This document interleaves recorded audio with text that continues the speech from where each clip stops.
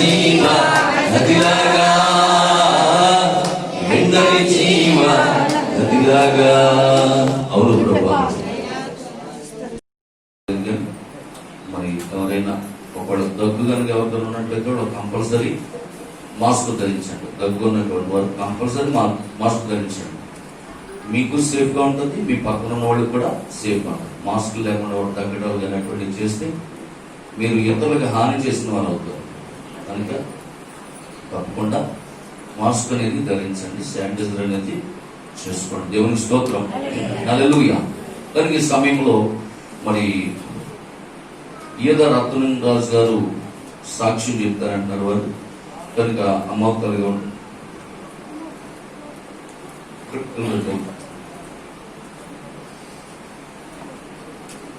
On చేసి praise the lord, హల్లెలూయా. దేవునికి మహిమ కలుగును గాక. ఆమేన్. దగ్గర పెట్టుకోండి మౌత్. ఎవరైనా మౌత్ దగ్గర పెట్టుకోండి, మౌత్ దగ్గర పెట్టుకుంటున్నావు. హల్లెలూయా. దేవుని నామంలో పాస్టర్ గారికి, ఇక్కడ చర్చికి వచ్చిన ప్రతి ఒక్కరికి నా ఉదయపూర్వక నమస్కారాలు. మరి మాది కొత్త నోడస్పురం అండి. నా పేరు ఈద రత్నరాజు. నేను పంచాయతీలో పార్ట్ టైం పనిచేస్తాను.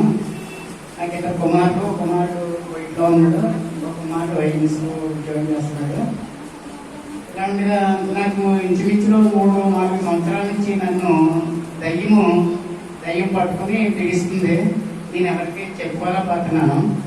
ఆ దయ్యము నా మీద వాడినప్పుడు నా ముఖాన్ని అర్థం చూసుకుంటే ఈ ముఖం నాది కాదేమో అనిపిస్తుంది. కళ్ళు రెప్పలు ఎలా తిప్పితే తెల్లగా ఉంటాయి, రక్తం కనిపించదు. అలాగే ముఖము ముడుచుకుపోయి ఎప్పుడు మామూలుగా ఉండదండి. ముఖము తలపోటు వచ్చేస్తుంది, మొత్తం వచ్చేస్తుంది, నిద్ర అవ్వాలనిపిస్తుంది.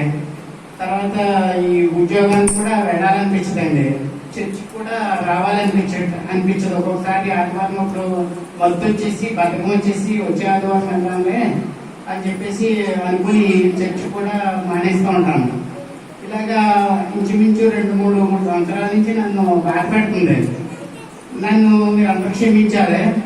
ఎందుకంటే నన్ను నేను రక్షించుకోవాలని తెలియక, దేవుని కోసము నాకు పూర్తిగా తెలియక నేను తాళ్ళు కూడా కట్టించుకొని, ఆ తాళ్ళు వల్ల కూడా నాకు ఆ కొద్దిసేపు మాత్రం ఆ ఒక్కరోజే కొంచెం సేఫ్గా ఉంటుంది. మళ్ళీ యథావిధిగా తాళ్ళు కట్టకపోయినా మామూలుగా నా మీదకి దయ్యం వచ్చి నన్ను బాధపెట్టి నా గుండెలు కూడా బరువెక్కిపోయి, ఒళ్ళంతా బరువెక్కిపోయి, ఒళ్ళు నొప్పులు వచ్చి గుండు సన్నంగా ఇలా అయిపోవడం, ఆ విధంగా బాధపడతా ఎవరికి చెప్పుకోలేకపోకుండా మా ఇంట్లో కూడా నా పిల్లలకి భార్యకి చెప్పుకోకుండా ఉండేవాడిని. ఈ బాధలో నేనే పడతా ఉండేవాడిని అండి. అయితే నాకు ఈ తాడు మీద నమ్ముకోలేక తాడు తీసి పడేసి, నేను పాస్టర్ గారు సార్ చెప్పారు, ఏసు రక్తమే చేయండి, ఏసునాలో ఉన్నాడు అనుకోండి, సైతాన్ దగ్గరికి రాదనుకుంటే అలాగ అనుకున్నప్పుడు వదిలేస్తుంది, వెళ్ళిపోతుంది, మామూలుగా ఉంటున్నాను, మళ్ళీ వచ్చేస్తుందండి. అయితే ఒక రోజుని నాకు బాధ కలిగి పాస్టర్ గారి దగ్గరికి వెళ్ళిపోవాలని చెప్పేసి ఆదివారం తర్వాత ఇంకొక రోజుని ఇక్కడికి వచ్చానండి. పాస్టర్ గారి దగ్గరికి వచ్చేసి నేను ప్రార్థన చేయించుకుంటే అప్పుడు గ్లాస్తో నీళ్ళు పట్టుకొచ్చి ప్రార్థన చేసి నా ముఖాన్ని ఇలా కొట్టినప్పటికీ నేను ఒక్కసారి ఇలా తుల్లిపడి నాలో నుంచి ఆదరెత్తులు వచ్చి నాలో నుంచి సైన్యం పారిపోయింది. అయితే వాడు ఏదో ఎన్నెన్నో చేశాను కానీ ఆ ఎన్నింటి పని వాళ్ళకు మొత్తం శాశ్వతంగా నన్ను నా నుంచి సైతాన్ని వదిలిపెట్టేసి దుస్థితి వెళ్ళిపోయిందండి. అప్పుడు పాస్టర్ గారు కూడా చెప్పారు, నీలో నుంచి వెళ్ళిపోయింది, పర్వాలేదు, జాగ్రత్తగా ఉండమని చెప్పారు. అప్పటి నుంచి మళ్ళీ నా దరిదాపుల్లోకి రాలేదండి, నేను బాగానే ఉన్నాను. మరి దేవుడు నాకు చాలా గొప్ప కార్యం చేశాడండి. అయితే నేను బగ్గీశ్వరం చర్చి నాకు తెలియదండి. ఈ బగ్గీశ్వరం చర్చిలోకి రావడానికి కారణం ఏంటంటే, నేను ఒక కత్తిరింపు షాప్ లో నాకు చెన్ని గారు కత్తిరింపు షాప్ ఆయన పరిచయం చేశారు. ఈయన చాలా మంచి అయినా ఈయన పరిచయం చేసుకుని పరిచయం అయ్యి దేవుని గురించి 2 రూపాయలు చెప్పి మా చర్చికి ఒకసారి వచ్చారండి, కొన్ని ప్రతి ఆదివారం రాకపోయినా మీ చర్చికి వెళ్తూ మా చర్చికి ఒకసారి అయినా రండి, ఎప్పుడు గొప్పండి వచ్చాను. వచ్చిన తర్వాత అంతకుముందు నేను కోర్టులో పనిచేసుకున్నాను. ఒక 10 సంవత్సరాలు పనిచేస్తే అక్కడ కొంచెం కొంతమంది ఇబ్బంది పెట్టి నన్ను నాకు తాగు అలవాటు చేస్తే తాగు దూరంగా ఉండాలని నేను కోరుకునేవాడిని. అయినా నన్ను బలవంతం చేసేవారు. చర్చిలో అడుగు పెట్టగానే నా మనసు మారిపోయింది. ఈ తాగుడు జోలికి వెళ్ళకూడదని చెప్పేసి నాలో గర్భించేసి కనీసం ఆ వాసన చూడటం కానీ తాగి వాళ్ళ దగ్గరికి వెళ్ళటం కానీ నా దరిదాపుల్లో కాకుండా ఆ తాగుని నేను చేసుకున్నాను. తర్వాత మా తల్లిదండ్రులు కట్టిన గృహం ఉంటే అది తీసేసి తాటెక్కి వేసుకుంటే ఈ బగ్గీశ్వరం చర్చిలోకి వచ్చిన తర్వాత నేను 8 లక్షలతో ఇల్లు కట్టుకున్నానండి. నా ఇద్దరు కుమారుడు కూడా, నా చిన్న కుమారుడు కూలికి వెళ్ళాడు, నా పెద్ద కుమారుడు ONGC లో ఉద్యోగం చేస్తున్నాడు. మేమంతా సుఖంగాను సంతోషంగాను చాలా హ్యాపీగా ఉన్నామండి. ఇల్లు కట్టుకుని నా ఉద్యోగం కూడా శుభ్రం చేసుకుంటూ అధికారులు కూడా నన్ను బాగా చూస్తారు. కేవలం నేను ఈ బగ్గీశ్వరం చర్చిలోకి వచ్చిన తర్వాత ఇక్కడ చాలా దేవుని యొక్క ఆశీర్వాదాలు ఉన్నాయి. మరి దేవుడు ఈ చర్చికి వచ్చింది ఎవరికైనా సరే మేలు చేస్తూనే ఉంటాడు. అందుకబట్టి నాకైతే గొప్ప మేలు చేశాడు. ఈ చర్చిలో అడుగు పెట్టిన తర్వాత నా జీవితం బాగుందండి. అందుకు మీ అందరికీ శుభాకాంక్షలు నాకు ఉన్నారండి. దేవుడి సాక్ష్యం దీవించు గాక. Thank you brother. దేవుడు దీవించు గాక. హల్లెలూయా. ఆమేన్. ఎన్ని సంవత్సరాల నుంచి అండి? 4 సంవత్సరాల నుంచి దురాత్మ. 4 సంవత్సరాల నుంచి దురాత్మ పీడిస్తా ఉన్నది. నేను ఇంకా ఏదో వారం 10 రోజులు ఏమనుకున్నాను. 4 సంవత్సరాల నుంచి పీడిస్తున్నటువంటి దురాత్మ శక్తి. హల్లెలూయా. ఒక చిన్న ప్రార్థన. నాలో లేదు కాని శక్తి యేసు నామములో. హల్లెలూయా. యేసయ్యా నీ పేరంటే దెయ్యాలు పారిపోతున్నాయి.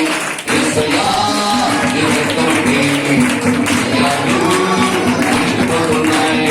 యేసయ్యా నీ పేరంటే దెయ్యాలు పారిపోతున్నాయి.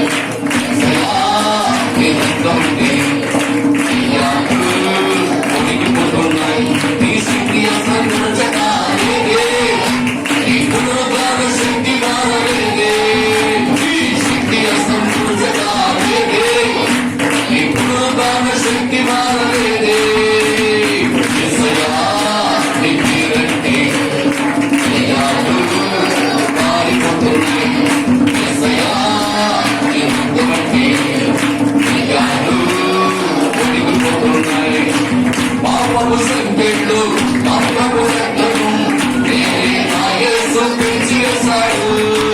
పాపపు సంకెళ్ళు పాపపు రక్తము నేనే నా యేసు పెంచేశాడు.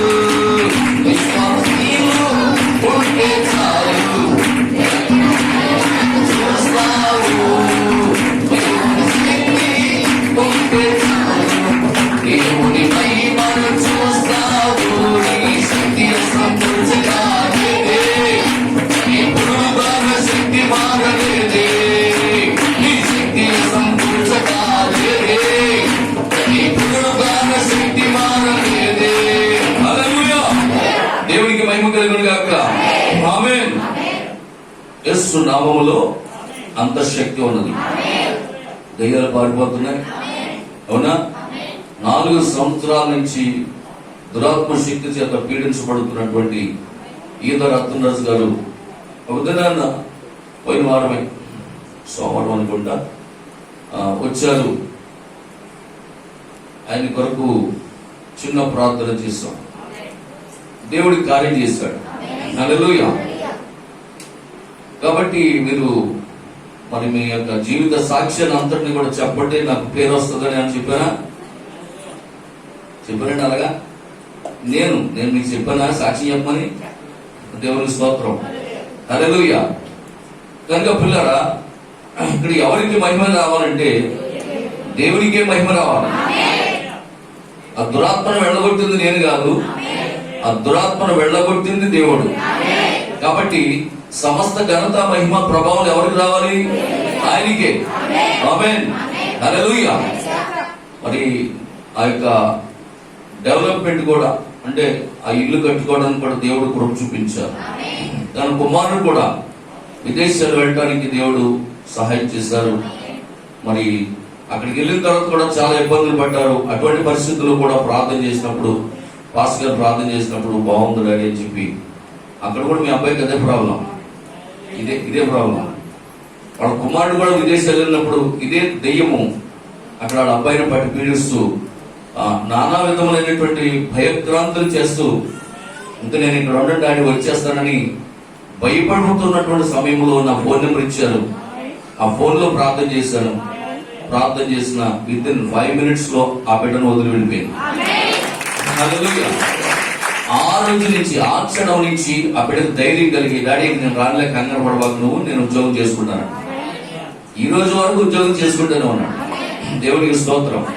హల్లెలూయా. కనుక ప్రియమైన దేవుని బిడ్డలారా, దేవుని యొక్క శక్తి ఈరోజు సంఘం అంతటి మీద పనిచేస్తాం. హల్లెలూయా. దేవునికి మహిమ కలుగును గాక. కాబట్టి దేవుడు తప్పకుండా ఇలా రత్నరాజు గారి యొక్క కుటుంబమును దేవుడు దీవించును గాక. మరి త్వరలోనే ఆయన ఈ కాలపు వర్తమానం బాగా గుర్తించి యేసుక్రీస్తు నామంలో బాప్తిసం పొందాలని వారి కొరకు, వారి కుటుంబం కొరకు మీ అందరి ప్రార్థనలో జ్ఞాపకం చేసుకోండి. ఎవరి గురించి ఇప్పుడు ఆయన సాక్ష్యం ఇచ్చారు చెప్పండి. బట్టి ఎవరి గురించి? చిన్ని గురించి. ఎవరు నడిపించారు ఇక్కడికి? ఈ భగ్యస్వరం ఎక్కడ? కొత్త నవరస్వరం ఎక్కడది? నర్సాపురం దగ్గర కొత్త నవరస్వరం, అంతేనా? నవరస్వరం దగ్గర నుంచి ఈ భగ్యస్వరం ఇంత దూరం ఎందుకు రావాలా? ఇంత దూరం ఎందుకు రావాలి? ఆమేన్. కనుక ఇంత దూరం రావడానికి చిన్ని చేసిన సువార్త రేపు పరలోకంలో కూడా ఇదే సాక్ష్యం ఉంటారు. పరలోకంలో ధనము అదే. ఎవరి ద్వారా మీరు రక్షించబడ్డారు, ఎవరి ద్వారా మీరు భగ్యశ్రమానికి వెళ్ళారంటే చిన్ని గారే చెప్తాడు. రత్నరాజు దేవుని స్తోత్రం. కాబట్టి అదే మన పరలోకము ధనమై ఉన్నది. ఆమేన్. హల్లెలూయా. కనుక దేవుడు తప్పనిసరిగా దీవించును గాక. ఈ సమయంలో జోనా సాక్ష్యం కూడా ఉందని చెప్పారు. అమౌతలు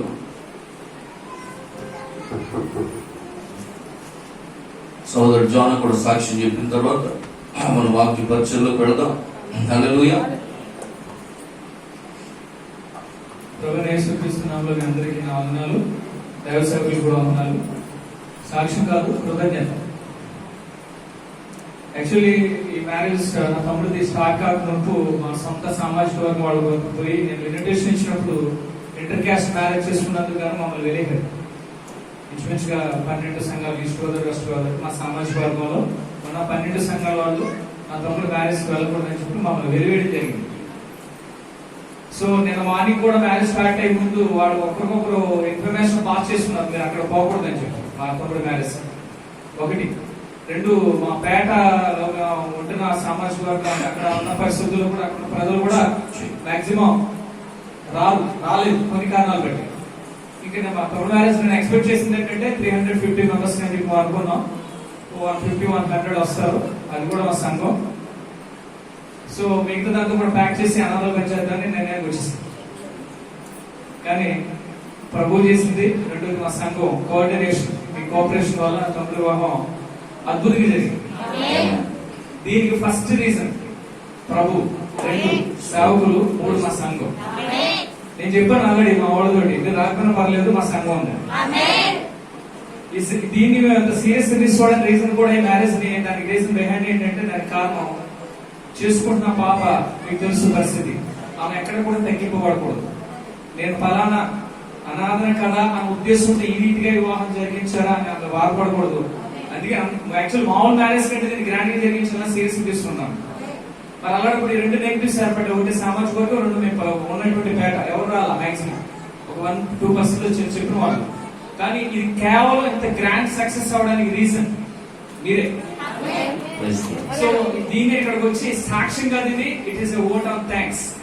మీకు entirely very grateful to you. చాలా చాలా చాలా చాలా ధన్యవాదాలు. మీ ఆశీర్వాదాలే నా తమ్ముడిని చెప్పారు కదా, ఆయన గొప్ప సువార్థికుడు నా తమ్ముడు. సో ఆయన ఈ ఇంత గ్రాండ్ గా జరిగించడానికి రీజన్ మీరే.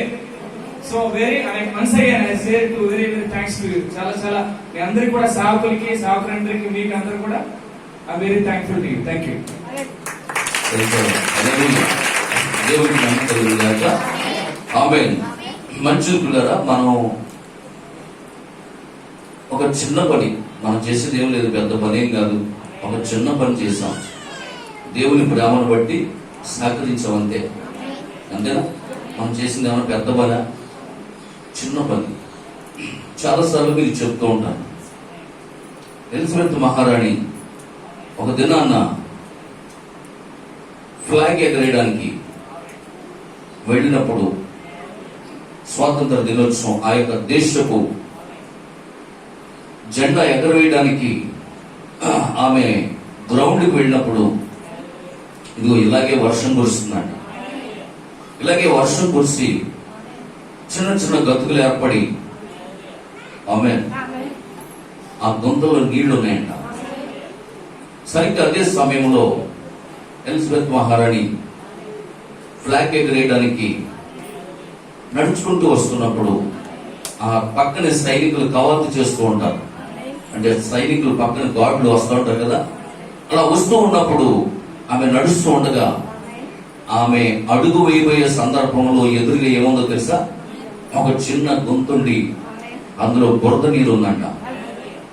వెంటనే అది గమనించిన ఆ సెక్యూరిటీ, ఆ సైనికుడు చేసిన పని తెలుసా? జస్ట్ వెంటనే అతని యొక్క కోటు విప్పి ఆ బురదున్న దాని మీద పరిసాడండి. ఆమె వేసిన అడుగు ఆ బురద గుంటలో పడినప్పుడు ఆ చెందినటువంటి పైకి చెందిన నీరు పైకి రాకుండా కోటు కప్పేసిందండి. ఇప్పుడు ఆమె ఒంటి మీద బురద పడలేదు. హల్లెలూయా. ఏంటి ఇతను చేసిన పని ఏంటి, ఎందుకు ఆ విధంగా చేస్తావు అని అడిగిందంట. అమ్మా, మీరు ఈ దేశానికి మహారాణి, మీరు వెళ్ళి చేయబోయే కార్యం మామూలు కార్యం కాదని, దేశానికి ఉన్నటువంటి ఒక గొప్ప ప్రతిష్ట, ఆ జెండా ఎగరేయడానికి వెళుతున్నటువంటి మీ మీద ఒక మచ్చ ఉన్నా సరే, ఒక బురద మచ్చ ఉన్నా సరే, అది దేశానికే మచ్చగా ఉంటుంది. కాబట్టి మీకు అలాంటి మచ్చ రాకూడదని నేను ఈ పని చేశానమ్మా అన్నాడు. హల్లెలూయా. చేసింది చిన్న పనే, కానీ ఆయన గురించి ఆమె స్టేజ్ మీద గొప్పగా చెప్పింది. ఒక ఎలిజబెత్ మహారాణి, ఒక దేశపు రాణి, ఒక సైనికుని గురించి గొప్పగా చెప్పింది. ఆమె అతడికి అవార్డు కూడా ప్రకటించింది. ఆయన చేసింది ఒక చిన్న పనైనా. ఆమె హల్లెలూయా. కనుక ప్రియమైనటువంటి దేవుని బిడ్డలారా, నిజంగా మన జీవితాల్లో కొన్నిసార్లు చిన్న పనులుగా కనపడతాయి, కానీ అది దేవుని యొక్క మనస్సులో నువ్వు చేసిన పని చాలా పెద్దగా ఉంటుంది. హల్లెలూయా. దేవునికి మహిమ కలుగును గాక. మంచిది. అలాగే ఈ సమయంలో మనము నీలాపు సువార్తమ్మ గారి ఆరోగ్యం కొరకు ప్రార్థన చేయండి. వృద్ధులందరి కొరకు ఒక ప్రార్థన చేయాలి. మనం అంటే కేవలం నీలాపు సువార్తమ్మ గారు ఎందుకు చెప్తున్నారని అంటారా, మాకు ప్రార్థన అవసరం ఇచ్చారు కాబట్టి, అంటే వారి కొరకే కాకుండా వృద్ధులైనటువంటి వారు అందరి కొరకు కూడా మనం ఆరోగ్యాల కొరకు, వారి ఆరోగ్యాల కొరకు ప్రార్థన చేయాలి. అలాగే కుక్కల రామకృష్ణ కుటుంబం కొరకు బచ్చిబాలు, వారి కుటుంబానికి అందరికీ కూడా పాజిటివ్ వచ్చిందని చెప్పారు, వారి ఆరోగ్యం కొరకు ప్రార్థన చేయండి. అలాగే భాగ్యేశ్వరంలో రేపటి నుంచి కరోనా టెస్టులు చేస్తున్నారని తెలిసింది. మరి ఏ కాలనీలు చేస్తున్నారో, ఎక్కడ చేస్తున్నారో నాకు తెలియదు, కానీ మొత్తం మీద వారందరి కొరకు కూడా ఏం చేయాలి? ప్రార్థన చేయండి. మంచి ఆరోగ్యం కలగాలండి. ఏమో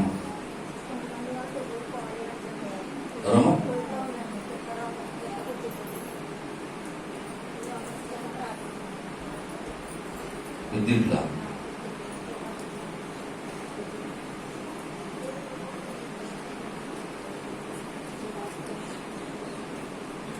ఫస్ట్ లోనే ఇచ్చేయండి, మధ్యలో ఇబ్బంది అవుతుంది. ఫస్ట్ లోనే మీరు ఏమైనా ప్రార్థన వస్తువులు ఉంటే ఫస్ట్ లో పట్టుకొచ్చి చీటీలు పట్టు. ఓకే. కనుక సంతోషమ్మ గారు, లక్ష్మణేశ్వరం నుంచి వచ్చే సంతోషమ్మ గారు ప్రభునందు నిద్రించారు. కనుక మరి లక్ష్మీవారం వారు నిద్రించారు. రేపు సోమవారం వాళ్ళ ఇంటి దగ్గర వాదార్పు కూడిగా పెట్టుకున్నారు. కనుక వారి యొక్క కుమార్తె ప్రేమతో ఆహ్వానించింది. మరి వెళ్ళి వాళ్ళ కుటుంబానికి కొరకు వాదార్చి రావడానికి మరి అందరినీ రమ్మని ఆహ్వానించారు. అయితే అందరూ రావడానికి ఇబ్బంది కనుక మరి ఎవరైనా ప్రేరేపించబడిన వాళ్ళు, మీరు మీ వాహనాలు ఉన్నటువంటి వారు రావచ్చు. మరి 10 గంటలకు అక్కడికి వెళ్తాం. మరి అయితే అక్కడ మనకు ఉండదు, మనం ప్రసంగం చేయడానికి కానీ మనం కార్యక్రమం చేయడానికి ఉండదు. ఎందుకంటే స్థానికంగా ఉన్నటువంటి సేవకులు ఆ రోజు అందుబాటులో ఉన్నారు, వారిని పిలిచారు, వారు ఆ కార్యక్రమాన్ని నిర్వర్తించారు. దేవుని స్తోత్రం, హల్లెలూయా. కనుక ఆ కుటుంబం కొరకు ప్రార్థన చేయడానికి, వాదార్చడానికి రాగలిగినటువంటి వారు ఉదయం 10 గంటలకు అక్కడికి లక్ష్మణేశ్వరం వెళ్తే ఆ సహోదరు వాళ్ళ యొక్క గృహం మీ అందరికీ తెలుసు కాబట్టి ఆ పక్కనే ఉంటారు సంతోషం గారి యొక్క గృహం. వెళ్ళి వాదార్పుగా కొంత మరి ఆదరణ కలిగినట్లు ఆ కుటుంబం కొరకు ప్రార్థన చేసి రావడం జరుగుతుంది. దేవుని స్తోత్రం, హల్లెలూయా. అలాగే మరి పెద్దింట్లు అనేటటువంటి సహోదరు ఆరోగ్యం బాలేదు, ఆమె కొరకు కూడా ప్రార్థన చేయండి. ఆమె చిన్న ప్రార్థన చేసిన తర్వాత ఈ అందరి కొరకు ప్రార్థన చేద్దాం. ఇప్పుడు చెప్పినటువంటి వారందరి కొరకు ప్రార్థన చేద్దాం. అది తదుపరి మన వాక్య పరిచయలోకి పెడదాం. హల్లెలూయా, ఆమేన్. పరిశుద్ధుడా, ప్రేమ కలిగిన తండ్రి, కృప కలిగిన మా రక్షక యేసుని గంధమని స్తోత్రాలైనా ఈ ఉదయకాల సమయంలో ప్రభా నీ ప్రియ బిడ్డలు నాయన, ఇదిగో మరి నీ పిల్లలు ఇంతవరకు సాక్ష్యాలు చెప్పినటువంటి 2 బిడ్డలు ఉన్నారు.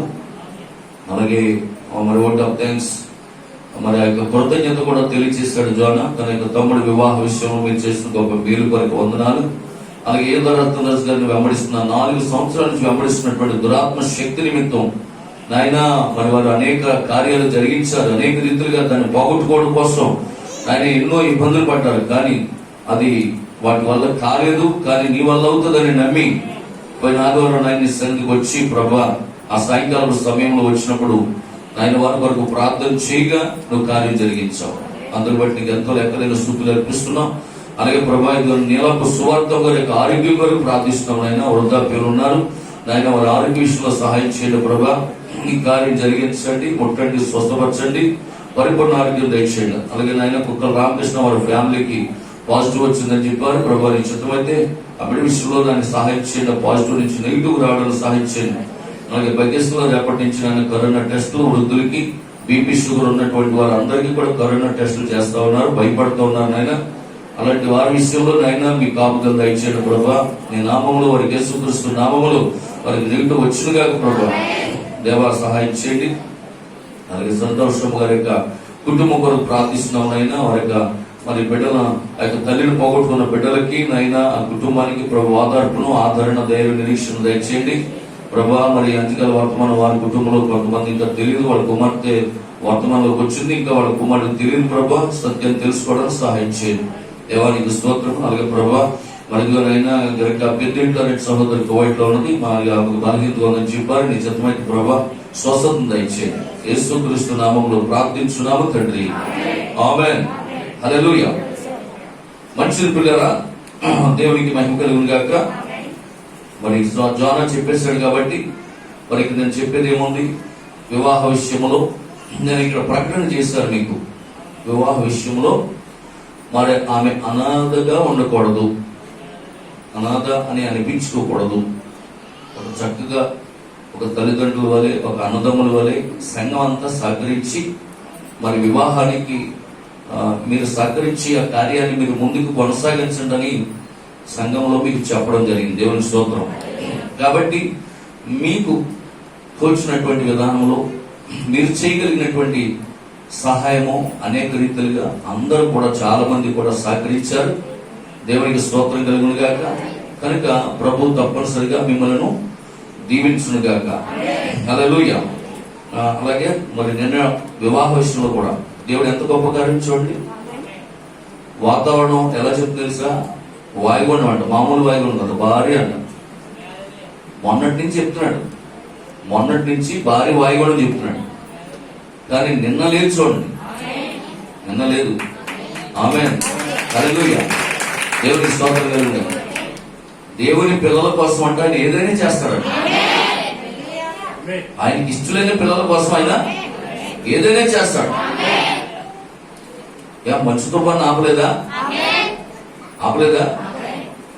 ప్రవక్త బ్రహ్మాం గారు మంచు తుఫాన్లో చిక్కుకుపోతున్నప్పుడు ప్రభు చచ్చిపోయేలా ఉన్నాను నేను, ఏంటి సువార్త చేయాలన్నావు, ఈ మంచు తుఫాన్లో ఉన్నాను నేను, చచ్చిపోతానేమో అంటే దేవుడు మంచు తుఫాన్నే ఈ వాయుగుండం పెద్ద లెక్క. చిన్ని విషయ దేవునికి ఇష్టమైన పిల్లలు కాబట్టి నేను ఏకంగా వాయుగుండాన్ని ఆపేశాడు. మళ్ళా ఇవాళ మొదలెట్టేసి చూడండి. మీకు అర్థమవుతుందా? ఆ కార్యాలు మీరు తెలుసుకోవాలి పిల్లలు. దేవునికి స్తోత్రం కదా. హల్లెలూయా. సరే, మంచిది. కొద్ది నిమిషాలు దేవుని యొక్క వాక్యంలోకి మనం వెళదాం. ఆమేన్. హల్లెలూయా.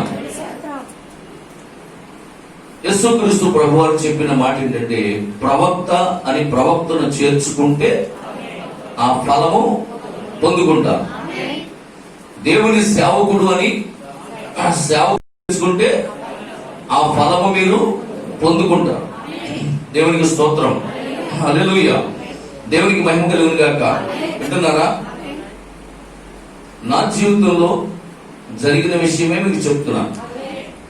ఒకప్పుడు సేవకులు మా గృహానికి వచ్చినప్పుడు, లేకపోతే మందిరంలో వాక్యం చెప్పడానికి వచ్చినప్పుడు, పాస్టర్ పీటర్ గారికి కనీసం 150 రూపాయలు ఇవ్వడానికి నా దగ్గర డబ్బులు ఉండేవి కాదు.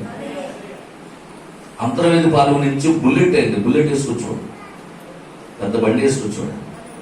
అంతా మోటార్ సైకిల్ వేసినంత ఖర్చు పెట్టుకుని వస్తే కనీసం అప్పటిలో నువ్వు పెట్రోల్కి ఇచ్చే డబ్బులు కూడా నా దగ్గర లేవు. హల్లెలూయా. అప్పుడు నేను వర్తమానం నమ్మలా, అంగీకరించలేదు, ప్రవక్తను అంగీకరించలేదు. ఏంటి మాట్లాడితే ప్రవక్త ప్రవక్త అంటున్నారు, దేవుడిని తెలిసి యేసుప్రభుని తెలిసి అని నేను అంగీకరించలేదు, యాక్సెప్ట్ చేయలేదు. కానీ కొన్ని దినాలు, కొన్ని నెలలు ఆయన వచ్చి మరి సంఘాన్ని బలపరిచి వాక్యాన్ని బోధించి, అసలు యాక్చువల్ గా ఒక రకంగా చెప్పాలంటే డినామినేషన్ అప్పటికి ఇంకా మన వర్తమానం రాలేదు, అయినా వాడు వచ్చారు, వచ్చి వాక్యం చెప్పారు వాళ్ళు. అప్పుడు ప్రవక్తను అంగీకరించాం. ఈ చివరి కాలానికి దేవుడు పంపించిన సేవకుడని నమ్మాం. ఆ ఫలాన్ని నా జీవితంలో పొందుకున్నాను. దేవునికి స్తోత్రం కలుగును గాక. హల్లెలూయా. కనుక బైబిల్లో స్పష్టంగా రాయబడినటువంటి మాటలు. సరే, చక్కగా మనం కొద్ది నిమిషాలు జాగ్రత్తగా ఈ వాక్యాన్ని ధ్యానం చేద్దాం. దశలో రాసినటువంటి మొదటి పత్రిక 2వ అధ్యాయం 13వ వాక్యంలో ఉన్న ఆ మాటలు మీరు గమనించినట్లయితే, ఆ హేతువు చేత మీరు దేవుడి గూర్చిన వర్తమాన వాక్యం. ఏంటంటది? వర్తమానం ఉందా బైబిల్లో? లేదా? మాట్లాడితే వర్తమానం వర్తమానం వర్తమానం అంటారు ఏంటంటే మీరు అంటున్నారు చాలా మంది. వర్తమానం ఉందా లేదా బైబిల్లో? మా వలన మీరు అంగీకరించిన వర్తమాన వాక్యం. మా వలన అంగీకరించినప్పుడు అది ఎవరి వాక్యం అంట? పాస్టర్ పీటర్ గారు వచ్చి చెప్పిన, జాన్ గారు వచ్చి చెప్పిన, ఆమేన్, వసంత్ కుమార్ గారు వచ్చి చెప్పిన, అరుణ్ కుమార్ గారు వచ్చి చెప్పిన, ఎవరు చెప్పినా అదేంటది? అది మనుషుల వాక్యం అని ఎంచక అది నిజముగా ఉన్నది బైబిల్లో. ఆమేన్. లేనిది చెప్పట్లేదు, అబద్ధాలు మోసాలు చేయడానికి రాలేదు. హల్లెలూయా. సంఘాన్ని మోసం చేయడానికి రాలేదు, సంఘాన్ని చేర్చడానికి రాలేదు. ఆమేన్. ఉన్నది ఉన్నట్టుగా బోధించడానికి దేవుని యొక్క ప్రవక్తను దేవుడు పంపించాడు. బైబిల్లో ఉన్న సత్య వాక్యముని బోధించడానికి వచ్చాడు ఆయన. మా వలన మీరు వినిన వాక్యము, ఆమేన్, అది నిజముగా ఉంది బైబిల్లో. బైబిల్లో లేనిది మేము మీకు బోధించట్లేదు. మేము బోధించే ప్రతి వాక్యము బైబిల్లో ఉన్నది, అది సత్యము. హల్లెలూయా. అది ఎవరిది వాక్యం అంటే బ్రహ్మ గారి వాక్యం కాదు, అది బైబిల్ వాక్యము, అది దేవుని యొక్క వాక్యము. జగత్తు పునాది వేయబడక మునిపే దేవుని మనసులో ఉన్న వాక్యం అది. హల్లెలూయా. దానిని మీరు అంగీకరించింది కనుక మేము కూడా మానక దేవునికి కృతజ్ఞతాస్తుతులు. ఆమేన్. ఆ వాక్యమే విశ్వాసులైన మీలో కార్యస్థితి కలగజేస్తా ఉన్నది. కొట్టండి, చప్పట్లు కొట్టి దేవుని నామమున మహిమపరచండి. హల్లెలూయా. దేవునికి మహిమ కలుగును గాక.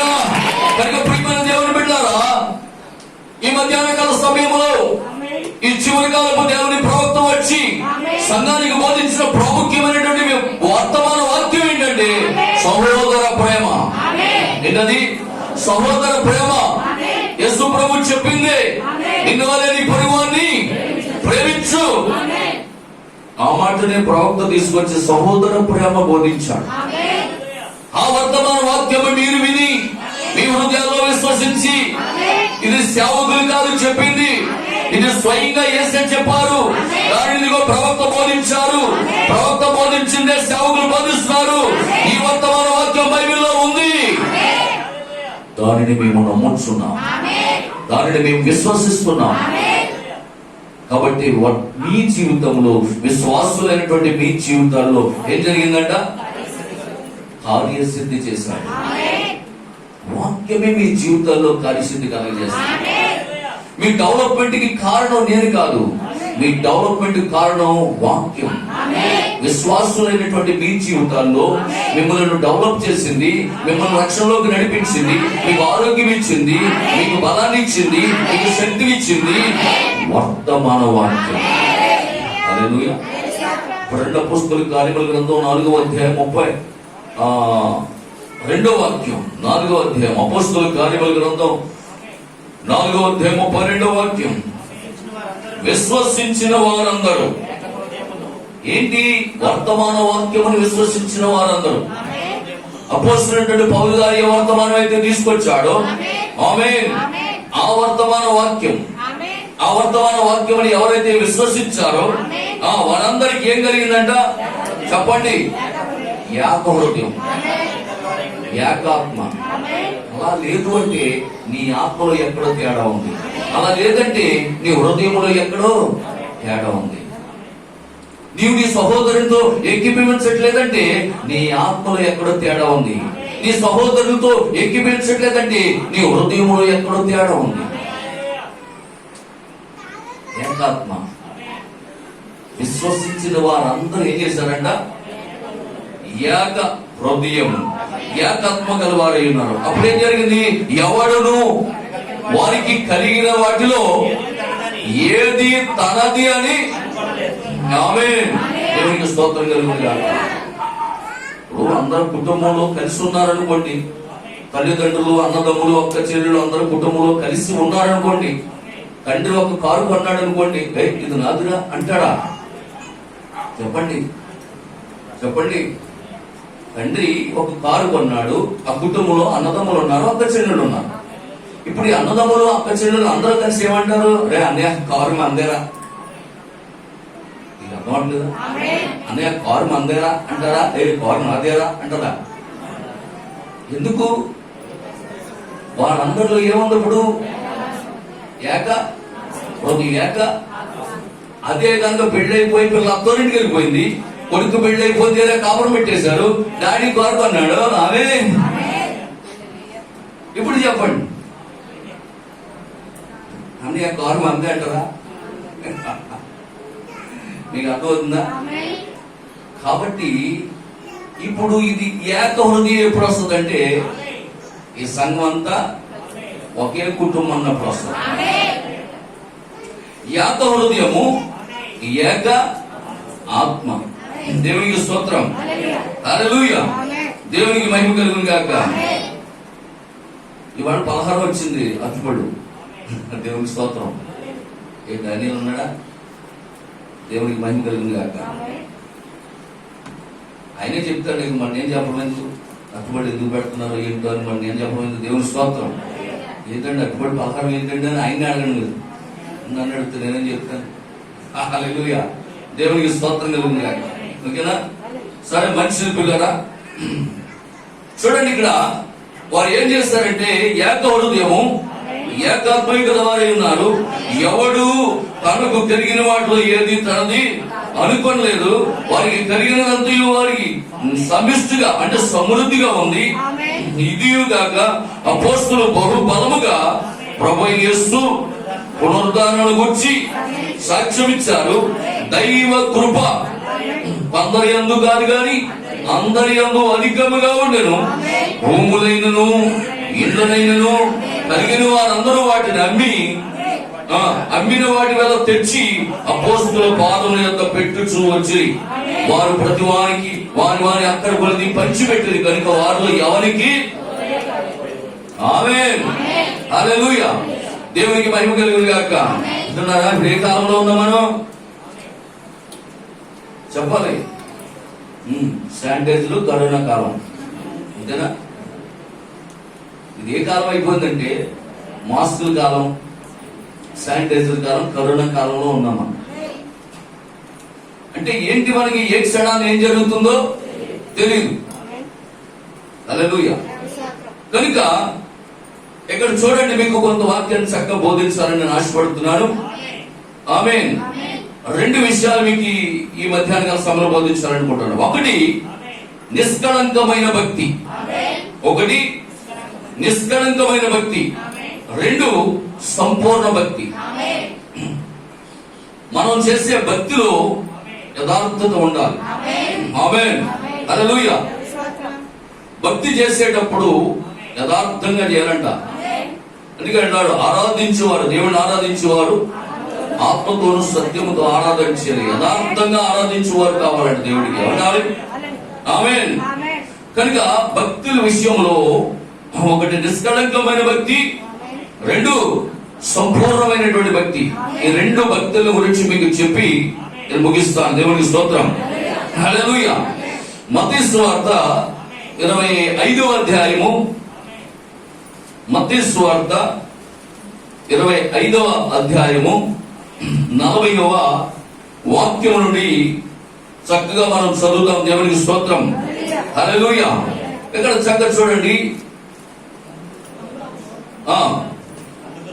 అందుకు రాజు, ఎవరంటే వీడు, మిక్కిలి అల్పులైన ఈయన సహోదరులలో ఒకరికి మీరు చేసిద్దురు కనుక నాకు చేసిద్దురని నిశ్చయముగా మీతో చెప్పుచున్నారని వారితో అను. అప్పుడు ఆయన ఎడమ వైపున ఉన్న వారిని చూసి, శపింపబడిన వారులారా, నన్ను విడిచి అపవాదికిని వారి దూతలకు సిద్ధపరచబడిన నిత్యాగ్నిలోనికి పోవుడి. నేను ఆకలి కొంటిని, మీరు నాకు భోజనం పెట్టలేదు. తప్పికొంటిని, మీరు నాకు దాహం ఇయ్యలేదు. పరదేశునై ఉంటిని, మీరు నన్ను చేర్చుకోనలేదు. ఆమేన్. హల్లెలూయా. దేవునికి స్తోత్రం కలుగును గాక. దీనికి మీకు ఇంకా బాగా అర్థం కావాలంటే 35 నుంచి చదివితే ఇంకా బాగా అర్థమవుతుంది. నేను ఆకలి కొంటిని, మీరు నాకు భోజనం పెట్టారు. తప్పికొన్నాను, నాకు దాహం ఇచ్చారు. పరదేశునయుంటిని, నన్ను చేర్చుకున్నాను. దిగంబరునయుంటిని, నాకు బట్టలు ఇచ్చారు. రోగునయుంటిని, నన్ను చూడవచ్చారు. చెరసాల్లో ఉన్నాను, నా యొద్దకు వచ్చిందని చెప్పును. ఆమేన్. హల్లెలూయా. దేవునికి మహిమ కలుగును గాక. జాగ్రత్తగా ఈ యొక్క మరి ఉదయకాల సమయంలో ఈ వాక్యాన్ని వినాలని నేను ప్రభు పేరుతో మీకు మనవి చేస్తా ఉన్నాను. హల్లెలూయా. దేవునికి స్తోత్రం కలుగును గాక. పిల్లరా, నిన్న మరి వివాహ సందేశం ఇవ్వడానికి అక్కడ సమయం అనేది మనకి సరిపోలేదు. ఎందుకంటే ఆల్రెడీ మరి రాజుగారు చక్కటి వాక్యాన్ని బోధించారు. భార్య భర్తల గురించి, ఆ బంధం గురించి చక్కటి వివరణ, ప్రవక్త చెప్పినటువంటి కార్యాలు చక్కగా బోధించడం జరిగింది. కనుక నేను ఆ వివాహానికి సంబంధించినటువంటి ఆ కార్యాలు జరగపోలేదు, కానీ కొన్ని హెచ్చరికలు చేసి ఆ వివాహము జరిగించడం జరిగింది. దేవునికి స్తోత్రం. నేను చేసినటువంటి వివాహాలలో ఈ రెండు కూడా, అంటే సంతోషిది అలాగే చిన్నిది, ఈ రెండు వివాహాలు కూడా నిన్న పాస్టర్ గారు చెప్పినట్లుగా 100% క్రైస్తవ వివాహం, వర్తమాన వివాహాలు. దేవునికి స్తోత్రం. అలాంటి వివాహాలు చేయడానికే నేను ఇష్టపడుతున్నా. ఆమేన్. హల్లెలూయా. కనుక ప్రియమైనటువంటి దేవుని బిడ్డలారా, నిజంగా వివాహం అనేది ప్రభువు చెప్తున్నాడు, సృష్టి వివాహంతోనే ప్రారంభించబడింది. ఏదైనా ఆదాము అవ్వలను జతపరిచింది ఏంటిది? వివాహమేనా? అంటే అక్కడ ప్రారంభించాడు సృష్టిని, మరలా తిరిగి దాన్ని ఎక్కడ ముగించబోతున్నాడు? వివాహంతోనే ముగించబోతున్నాడు. 19:6 ప్రకటన 19:6 ఏముంది? గొర్రె పిల్ల వివాహ మహోత్సవం. ఆమేన్. ఏదేంలో సృష్టి ఆరంభము వివాహంతోనే, మరలా తిరిగి ముగింపు కూడా వివాహంతోనే ముగిపోతుంది. హల్లెలూయా. కనుక ప్రసంగి భక్తుడు ఒక మాట చెప్పాడు. ఏమని? పూర్వము జరిగిందే భూమి మీద కొత్తగా ఏమి అంటే దీని అర్థం ఏంటి? దేవుడు ఏం చేశాడు? వివాహంతోనే స్టార్ట్ చేశాడు. కాబట్టి అంతంలో ఏమవుతుంది? వివాహంతోనే ముగించబడాలి. ఆమేన్. దానినే ఆ భక్తుడు చెప్తున్నటువంటి విషయం. హల్లెలూయా. కనుక భూమి మీద ప్రతిదానికి సమయం ఉందంట. ప్రతిదానికి సమయం ఉంది. ఇంకా అక్కడ అన్ని చాలా మాటలు ఉంటాయి. నవ్వడానికి, ఆడడానికి, తిట్టడానికి, కొట్టడానికి, తినడానికి, అలా అనేక రకాలుగా. ఇంకా అన్ని చదువుకుంటే డేట్ అవుతుంది కనుక మీకు చక్కగా చెప్తున్నారు అన్నాడు. ప్రతిదానికి భూమి మీద అంటే పెళ్లికి కూడా ఇంకప్పుడు నెక్స్ట్ పెళ్లి మరి ఎవరిదో తెలియాలి. నేను మాత్రం లైన్ లో పెట్టాను. ఏంటి? పలానా వండి పలానా వండి పలానా వండి అయ్యింది అనగా వెనక ముందు అవుతున్నాయి. కానీ నేనేమనుకున్నాను? పలానా వాళ్ళు చెయ్యాలి, పలానా వాళ్ళు చేయాలని నా ఉద్దేశం. కానీ ఏది ఎప్పుడు జరగాలో ఆల్రెడీ దేవుని సిద్ధపరిచేస్తాడు. జరిగిపోయిన దాన్ని దేవుడు మళ్ళా జరిగిస్తున్నాడు. మీ పిల్లల వివాహ విషయాల్లో కానివ్వండి, ఏదైనా సరే ఉంటున్నారా? జరిగిపోయిన కార్యమే జరుగుతుంది. కాబట్టి ఇక్కడ వివాహ విషయంలో కూడా తగిన సమయానికి అంటే భూమి మీద ప్రతిదానికి సమయం అన్నది ఋతువు ప్రకారం దేవుడు మనకి ఇచ్చినవి శ్రేష్టకరమైనవి ఇస్తా ఉంటాడు, ఆరోగ్యకరమైనటువంటి ఇస్తాడు. ఆమేన్. హల్లెలూయా. ఆమేన్. మరి ఆ వివాహం కొరకు, నిన్న జరిగిన వివాహం కొరకు చిన్ని గాని లేక ఆ పాప గాని ఎవరైనా ఆ వివాహం జరుగుడు కొరకు ఎంతో కాలంగా ఎదురు చూసుండొచ్చు. ఆమేన్. హల్లెలూయా. నేను ఆల్రెడీ ఆయనకు ఒక డేట్ ఫిక్స్ చేశాను. ఒకసారి అది ఆగస్టు 17 అనుకుంటా. ఆగస్టులో 17వ తారీఖు అనుకుంటా. చిన్ని ఆగస్టు 17 పెట్టుకో, చక్కగా ఖాళీగా ఉంటుంది, మేము అందరం కూడా వస్తాం పెళ్లికి అని చెప్పాను. దేవుని స్తోత్రం. అలాగే అన్నాడు. ఆ తర్వాత మళ్ళా ప్రార్థన చేశాడు. అయితే ఒక మాట అన్నాడు, అండి పాస్టర్ గారు, ఈ ఆగస్టు లో పెట్టుకుంటే ఇంకా కరోనా ఉంది కాబట్టి ఒక 5, 10 మంది 20 మంది అంటున్నారండి, మాకు పెట్టుకోవడానికి ఇబ్బంది అవుతుందేమో, కానీ మా పెళ్లి అలాగే జరగకూడదు. 2, 3 తోటి 10 మందితో 20 మందితో కాదండి, మా పెళ్లి ఘనంగా జరగాలి, మా పెళ్లికి సంఘం అంతా రావాలి, అవసరమైతే నేను ఆగుతున్నప్పుడు దాకా. హల్లెలూయా. దేవునికి స్తోత్రం కలుగును గాక. ఆల్రెడీ దేవుడు నిశ్చయించున్నాడు. అది ఏ రోజు జరగాలో ఆ రోజు నిశ్చయించుంచాడు. దేవుని స్తోత్రం. హల్లెలూయా. మరి నిన్నటి దినాన చక్కగా దేవుడు వివాహాన్ని జరిగించాడు. ఆమేన్. హల్లెలూయా. కనుక అనుకున్నవా టక్కన అయిపోయింది, క్షణంలో వివాహం అయిపోయింది. దాని వరకు ఎంతో ఎదురు చూపులు. అవునే కదా? ఆ వివాహం వరకు చిన్ని ఎంతగానో ఎదురు చూస్తుండొచ్చు, ఆ పాప కూడా ఎదురు చూస్తుండొచ్చు. ఎప్పుడు నాకు వివాహం అవుతుంది, ఇక్కడ అవుతుంది, ఏ ఊర్లో అవుతుంది, ఎటువంటి భర్త అవుతాడని ఆ అమ్మాయి ఎదురు చూస్తుండొచ్చు, మరి ఈ అబ్బాయి ఎదురు చూస్తుండొచ్చు. కానీ ఒక్క నిమిషం గుర్తించండి, నిన్నట్లో ఒక్క నిమిషంలో అయిపోయింది. ఎందుకు ఈ మాట చెప్తున్నాను? మనం ఎంతకాలము ఎదురు చూస్తున్న గొర్రె పిల్ల వివాహము కూడా ఇంతకాలం ఎదురు చూసిన తర్వాత ఒకరోజు క్రబ్బబడి వెళ్ళిపోతాడు. హల్లెలూయా. దేవునికి స్తోత్రం కలుగును గాక. ఈ భూమి మీద భౌతికంగా జరుగుతున్నటువంటి ఈ వివాహాలన్నీ రేపు జరగబోయే గొర్రె పిల్ల వివాహానికి ఇది ఒక ముహూర్తం. హల్లెలూయా. ఎదురు చూస్తాం మన పిల్లల వరకు ఎప్పుడు జరుగుతుంది ఆ టైం వచ్చినప్పుడు, ఆ కాలం వచ్చినప్పుడు సడన్ గా జరిగిపోయి తిరుగుతారు. హల్లెలూయా. అలాగే గొర్రె పిల్ల వివాహం కూడా క్షణంలో జరిగిపోతుంది. మనం ఎదురు చూస్తున్నాం. ఎప్పుడు గొర్రె పిల్ల వివాహం. దేవుని స్తోత్రం. హల్లెలూయా. ప్రధానము వివాహము, విందు, విహారయాత్ర. మళ్ళీ చెప్పనా? ఒక వివాహంలో ఉన్న కార్యాలు ప్రధానము వివాహము, విందు, చెప్పండి, విహారం, హనీమూన్. హల్లెలూయా. దేవునికి స్తోత్రం కలుగును గాక. వింటున్నారా? ఆల్రెడీ మొదటి సంఘకాలపు దూత అపోస్తలుడైన పౌలు వచ్చి సంఘాన్ని ఏం చేశాడట? ప్రదానం చేశాడా? హల్లెలూయా. దేవునికి మహిమ కలుగును గాక. చివరి కాలపు 7వ సంఘకాలపు దూత విలియం బ్యారియర్ బ్రెనహాం వచ్చే సంఘాన్ని ఏం చేశాడు? యేసుకృష్ణులో బాప్తిసం ఇప్పించి ఆయన నామం ధరింపజేసి ఆయన నీతి వస్త్రాలు ధరింపజేసి ఆయన యొక్క కార్యాలన్నిటిలో కూడా మనం పాలిభాగస్తులం అయ్యి శ్రీమతి యేసుక్రీస్తుగా చేసేసాడు ఆయన. హల్లెలూయా. ఇప్పుడు మనం ఆయన భార్య అయి ఉన్నాం. ఆమేన్. ఇప్పుడు మనం ఏమై ఉన్నామంటే శ్రీమతి యేసుక్రీస్తు. అంటే ఈయన పేరు ఎట్టేసుకున్నామంటే అర్థం ఏంటి? మన ఇంటి పేరు మారిపోయింది. ఇప్పుడు మారిపోయిందా? మన ఇంటి పేరు మారిపోయిందంటే అర్థం ఏంటి? ఓ స్పీచ్ పెళ్లి అయిపోతానే మీకు అవ్వట్లేదు. ఇంటి పేరు ఎప్పుడు మారుతామా? అలాగడ్డునా పెళ్లి అవ్వకుండా మారుతారా? పెళ్లి అయిన తర్వాత ఉంచుకుంటూ ఊరుకుంటారా అవి వాలంటీర్లు? చెప్పండి. పెళ్లి అయ్యాక ఇంటి పేరు మార్చుకోకుండా ఊరుకుంటారా? కాబట్టి ఇప్పుడు నీ పేరు మారిపోయింది శ్రీమతి. అంటే నీకు యేసుక్రీస్తు నామములో ఎప్పుడైతే నువ్వు బాప్తిసం పొందావో నువ్వు క్రీస్తుతో వివాహం అయిపోయింది. ఆ 3వ కార్యం ఏంటి? విందు. అంటే ఇప్పుడు దేవుడు మధ్యాకాశములో విందు ఏర్పాటు చేశాడు. హల్లెలూయా. దేవునికి మహిమ కలుగును గాక. వింటున్నారా?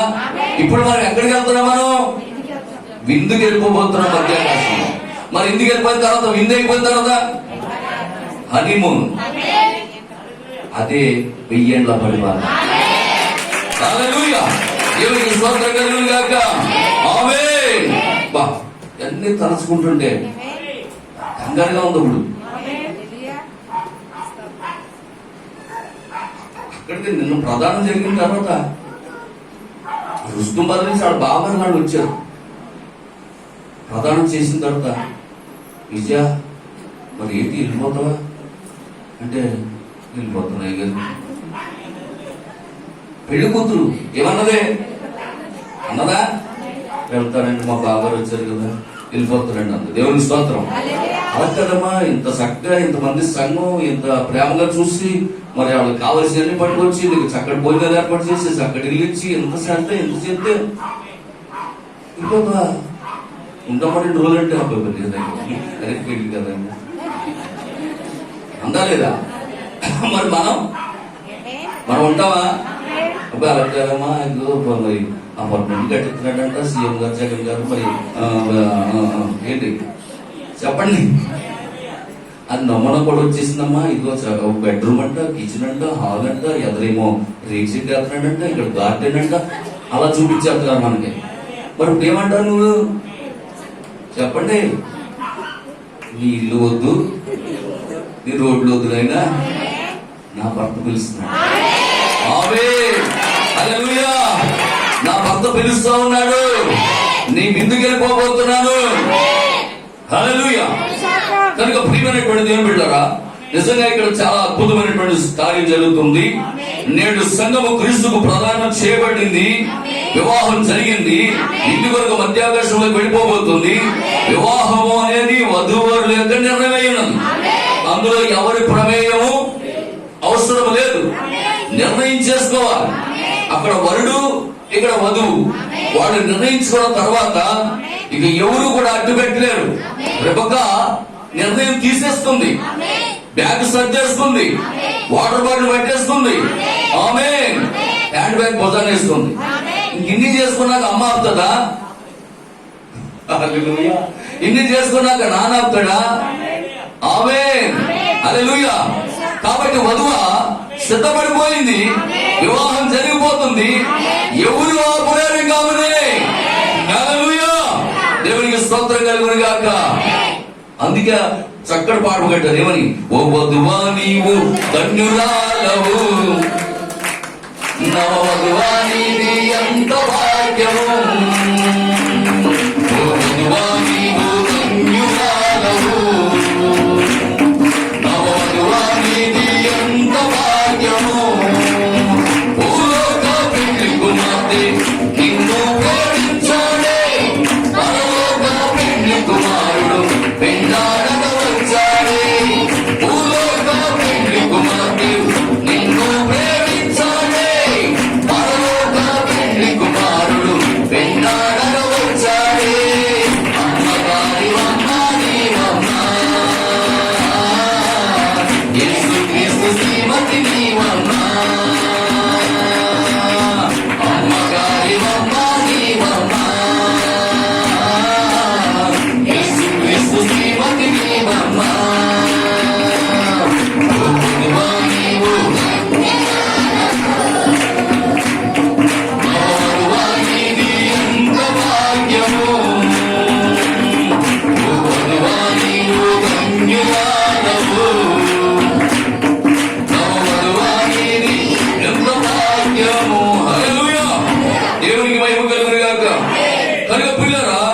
మరి ఇక్కడ తల్లిదండ్రులు ఎవరు కూడా ఆపలేరు. మన ప్రవక్త ఒక మాట చెప్పారు, ఒక స్త్రీ గాని పురుషుడు గాని వివాహం చేసుకోవడానికి ఆమేన్ తన నోటితో ఎప్పుడైతే చెప్పారో అప్పుడే వారికి వివాహం జరిగిపోయింది. మరి చెప్పనా, ఒక స్త్రీ తన నోటితో పలానా వ్యక్తిని నేను పెళ్లి చేసుకుంటానని కనుక పెద్దల్లో ఒప్పుకుంటే వాళ్ళిద్దరికి పెళ్లి అయిపోయినట్లే. ఆమేన్, హల్లెలూయా. కనుక ఆదిలో ఏదెను తోటలో ఆదాములో నుండి అవ్వను తీసి దేవుడు ఆదాము యొద్దకు తీసుకొచ్చి ఎదురుగా పెట్టాడు. అర్థమవుతుందా? ఏ ఊరు, ఈ పిల్ల పేరు ఏంటి, నాయన డాడీ అక్కడికి తీసుకొచ్చే ఈ పిల్లల్ని, చదువుకుందా అడిగాడా? చెప్పండి, అడిగాడా? అడగలా. వెంటనే ఒప్పుకున్నాడు. ఈమె ఎవరో కాదు, నా కోసం నా ఎముకల్లో నుంచే నా మాంసంలో నుండే డాడీ నా కోసం నువ్వు తీసుకొచ్చావు. ఆమేన్, హల్లెలూయా అన్నాడా లేదా? అంగీకరించాడా భారీగా? బాబీ పిల్లొద్దన్నాడా? ఇంకెవరు ముందే చూడన్నాడా? చెప్పండి. అందుకే ప్రవక్త ఏమంటాడు తెలుసా, దేవుడు నీ యొద్దకు తీసుకొచ్చిన పిల్లని గనక నువ్వు యాక్సెప్ట్ చేయకపోతే ఆమేన్, హల్లెలూయా, దేవునికి స్తోత్రం కలుగును గాక. అది నీ ఎన్నిక, అది దేవుని ఎన్నిక కాదు. దేవుని ఎన్నికలో నీ యొద్దకు తీసుకొచ్చినప్పుడు నువ్వు కనుక యాక్సెప్ట్ చేయకపోతే అది నువ్వు నిర్ణయించుకున్నట్టు. ఆమేన్. అందుకే ఇక్కడ ఏమంటాడంటే చూడండి, దేవుడు అవ్వను ఆదాము వద్దకు తీసుకొచ్చాడు. అక్కడ అన్నాడు, ఈమె నా భార్య. బోయజు రూతుకి వాగ్దానం చేశాడు. వివాహమునకు ముందే అన్నిటిని అక్కడ పరిష్కరించాడు. వివాహం తర్వాత ఏ విధమైనటువంటి ఫిర్యాదులు రాకుండా బోయజు ఏం చేశాడు తెలుసా, రూతుని విమోచించడానికి ఎవరైనా ఉన్నారా అనే విషయాన్ని అక్కడ ఉన్నటువంటి వారందరినీ బంధువులు పిలిచి ఈమెను విమోచించి వివాహం చేసుకోవడానికి ఎవరైనా ఉన్నారా, ముందుకు రండంటే ఎవరు కూడా రాలా. అప్పుడు పెద్దల్లో చెప్పాడు, తర్వాత విమోచించడానికి అర్హత కలిగిన వాడును నేనే, కనుక నేను ఈమెను వివాహం చేసుకోబోతున్నాను, విమోచించబోతున్నానని బోయజు పెద్దల్లో నిర్ణయం చెప్పాడు. చెప్పాడా? కాబట్టి వారిద్దరూ భార్య భర్తలు అయ్యారు. ఆమేన్, హల్లెలూయా. ఆదికాండం 2వ అధ్యాయం 16వ వాక్యం చూడండి. ఆదికాండము 2వ అధ్యాయం 16వ వాక్యం. మరియు దేవుడైన యెహోవా ఈ తోటలోనున్న ప్రతి వృక్ష ఫలము, ఇక్కడ జాగ్రత్తనండి, నీవు అంటే నీవు అన్నాడా, మీరు అన్నాడా? నీవు అని ఎవరితో చెప్తున్నాడు? ఆదంతో చెప్తున్నాడు. నా మాట మీకు అర్థమవుతున్నాయా? నీవు అని ఎవరితో చెప్తున్నాడు? ఆదంతో చెప్తున్నాడు. నీవు తినవద్దు, ఓకేనా? అయితే మంచి చెట్లు తెలివించే వృక్ష ఫలం కూడా ఒకటి ఉంది, దాని ఫలం మాత్రం నువ్వు అన్నాడా, మీరు అన్నాడా? అది నీవు అంటే ఎవరు చెప్పాడు? ఎవరు చెప్పాడా? చెప్పండి, ఎవరు చెప్పాడు? ఆదాము చెప్పాడు. ఇప్పుడు రండి 3వ అధ్యాయం 2వ వాక్యానికి. ఇప్పుడు రండి 3వ అధ్యాయం 2వ వాక్యానికి. అందుకు స్త్రీ ఈ తోట చెట్ల ఫలములను ఏంటంట? మేము తినవచ్చును. అయితే తోట మధ్యనున్న చెట్టు ఫలములను గురించి దేవుడు మీరు చావకుండానట్లు వాటిని తినకూడదని వాటిని ముట్టకూడదని చెప్పినని ఎవరు చెప్పాడు? చెప్పండి.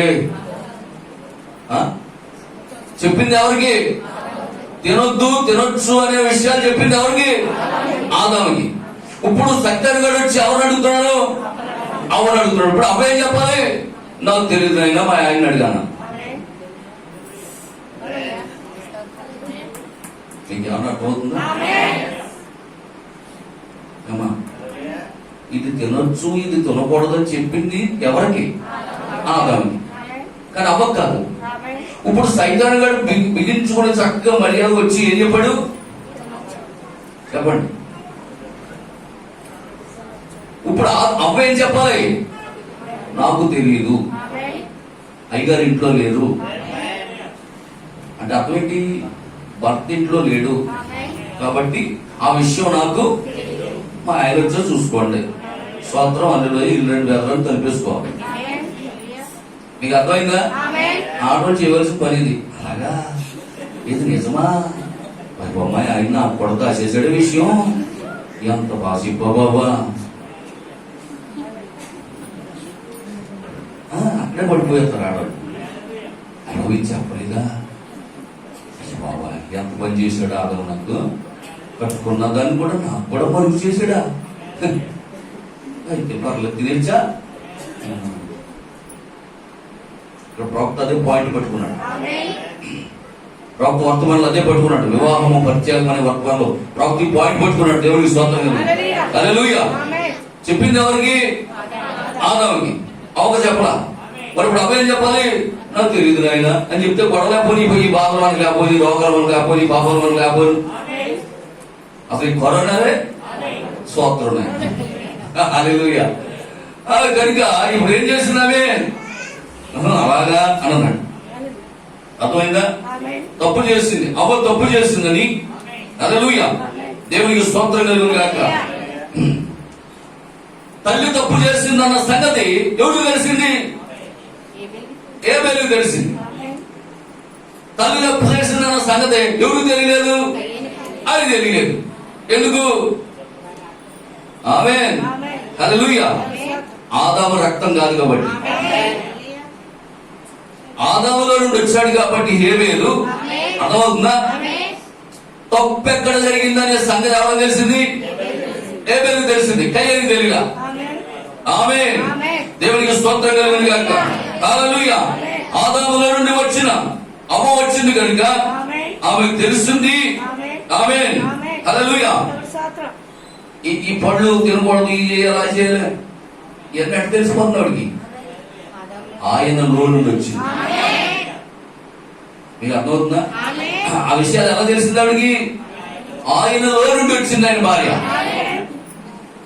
ఆమేన్. హల్లెలూయా. కనుక ఇక్కడ చాలా జాగ్రత్తగా వినండి.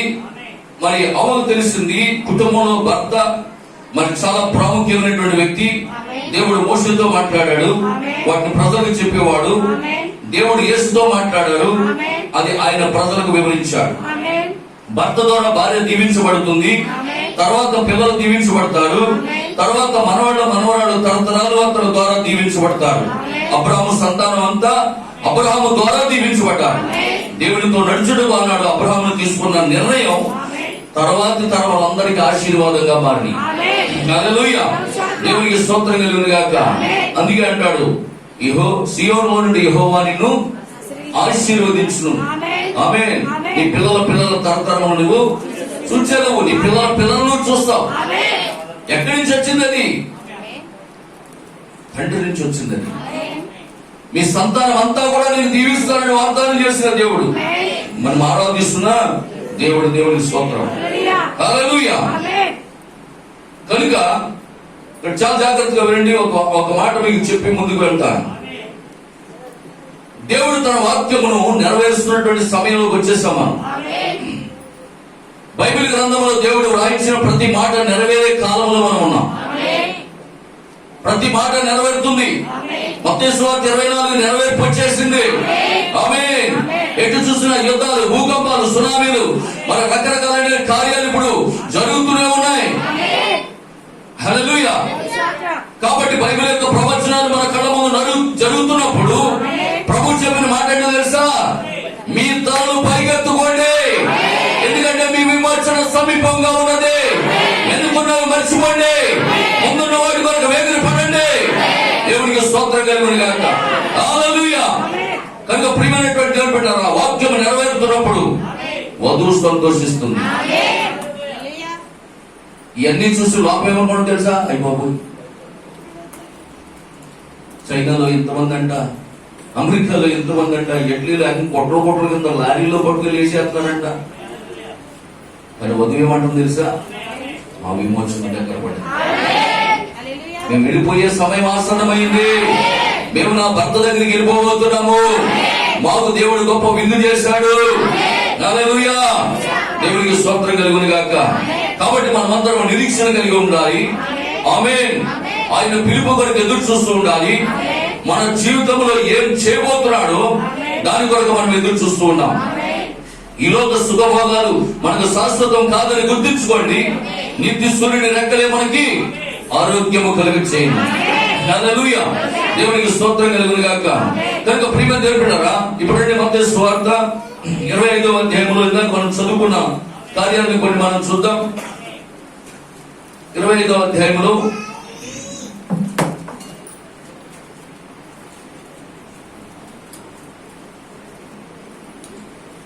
25వ అధ్యాయంలో కొన్ని మాటలు ఉంటాయి చూడండి. అక్కడ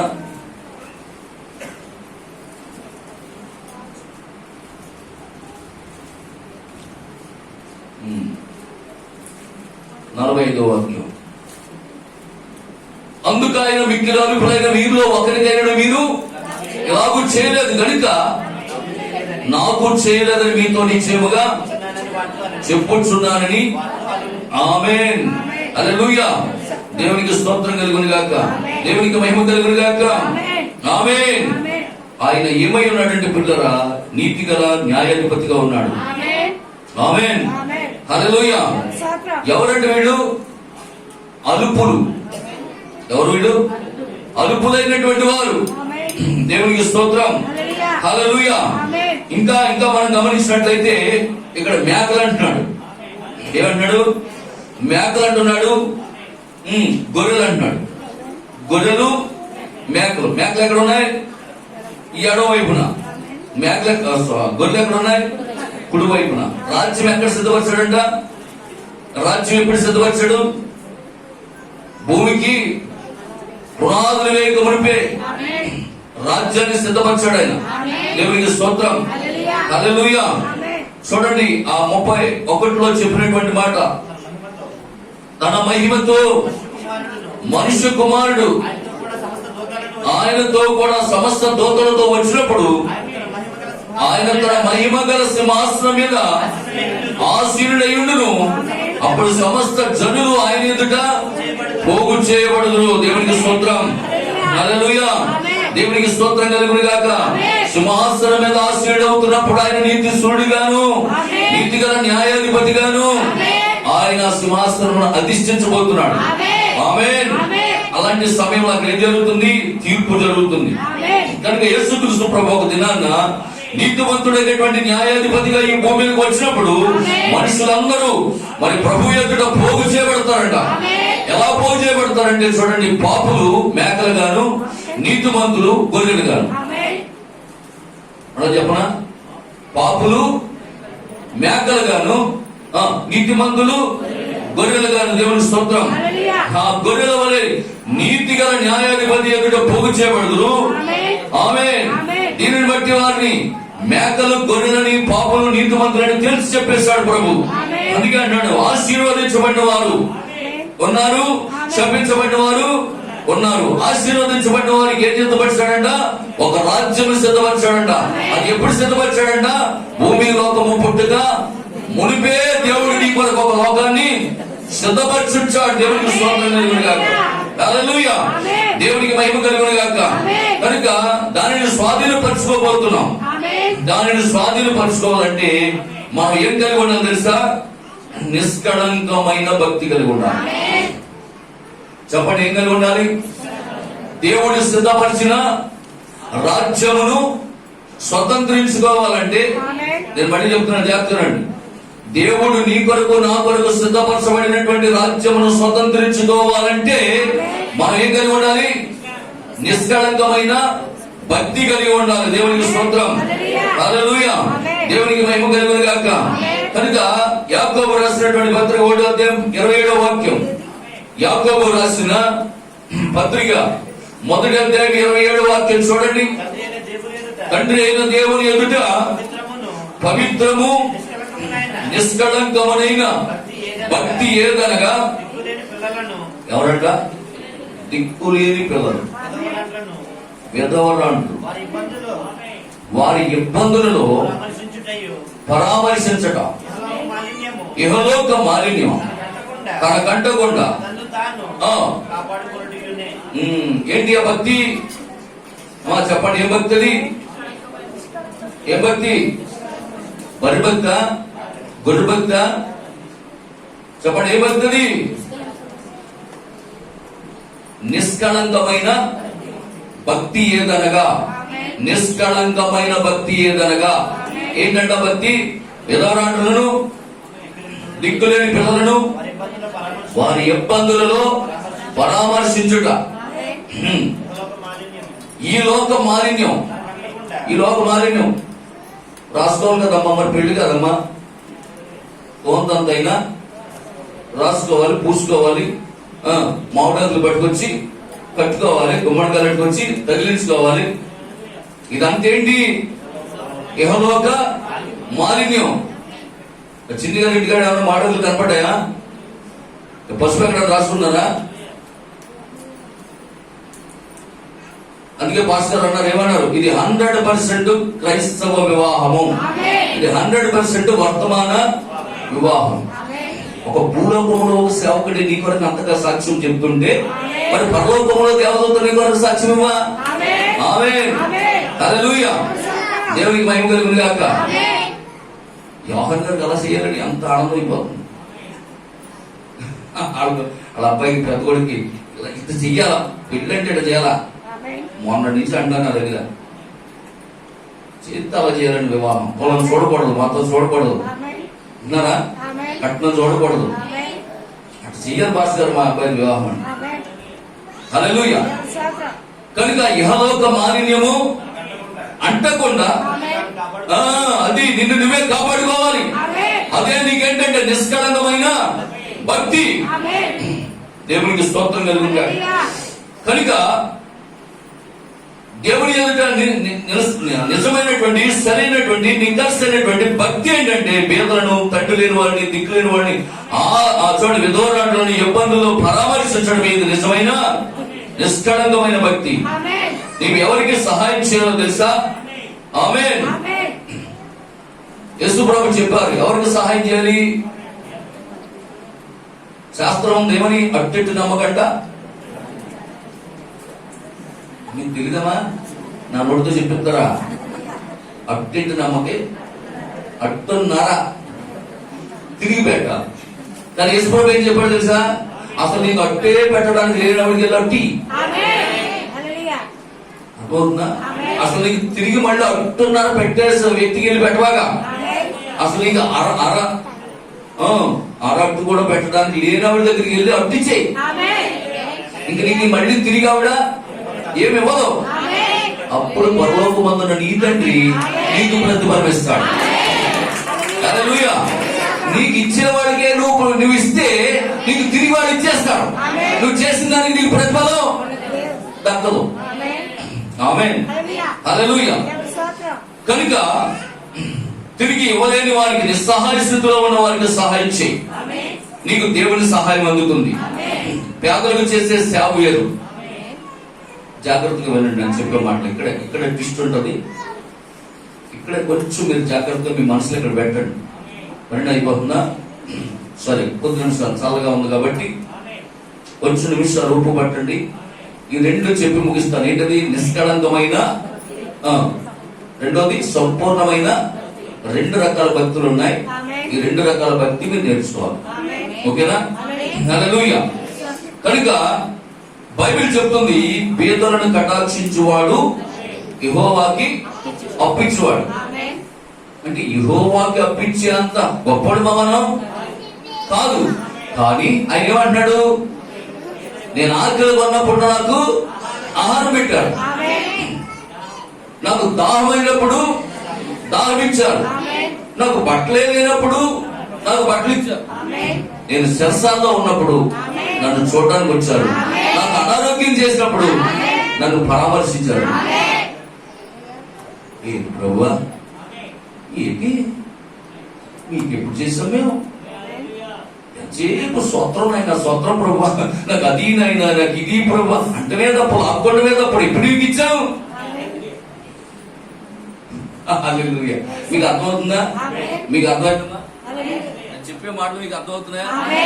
ఎంతసేపు మనం ఏమనగా స్తోత్రం అయినా, నాకు అది ప్రభా, నాకు ఇది ప్రభా అని అడగడమే తప్ప ఆమె ఎప్పుడన్నా నీకు ఇచ్చావా?